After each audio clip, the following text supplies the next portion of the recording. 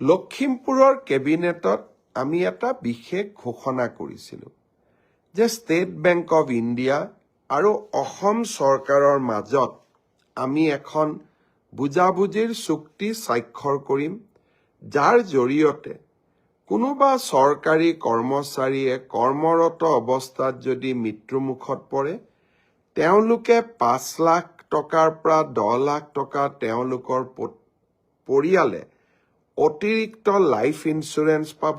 চৰকাৰৰ পৰা পোৱা সহায়ৰ উপৰিও দুৰ্ঘটনাজনিত কাৰণত মৃত্যু হলে 1 কোটি টকা পৰিয়ালটোৱে পাব, আৰু যদি দুৰ্ঘটনাত পাৰ্মানেণ্ট ডিজেবল হয় তেতিয়াও তেওঁলোকে 70 লাখ টকা তেওঁলোকে পৰিয়ালটোৱে লাভ কৰিব। লখিমপুৰৰ কেবিনেট সিদ্ধান্ত হোৱাৰ পিছত আমি বেংকসমূহৰ লগত নিৰন্তৰভাৱে আলোচনা কৰিলোঁ। অহা 1 জানুৱাৰী তাৰিখে নতুন বছৰৰ আৰম্ভণিতে state bank of India, union bank of India আৰু আন কেইবাটাও বেংক য'ত নেকি আমাৰ চৰকাৰী কৰ্মচাৰীসকলে দৰমহাৰ লেনদেন কৰে, তেওঁলোকৰ লগত আমি বুজাবুজিৰ চুক্তি স্বাক্ষৰ কৰিম।